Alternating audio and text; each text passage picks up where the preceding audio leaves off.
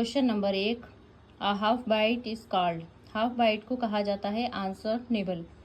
Question number 2, which of the following should always be regarded as security risk to computer system. किसे हमेशा computer system के लिए सुरक्षा जोखिम माना जाता है? Answer farming and virus. Question number 3, BCC का फुल फॉर्म क्या है? Answer blind carbon copy. Question number 4, the digital signature service on the Aadhaar platform is called. Aadhaar platform पर जिस डिजिटल सेवा को लॉन्च किया गया है जिसका नाम है? Answer e sign desk.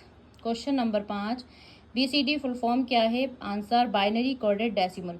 Question number 6, which government programme focus on promoting entrepreneurship and innovation in the field of technology and startups.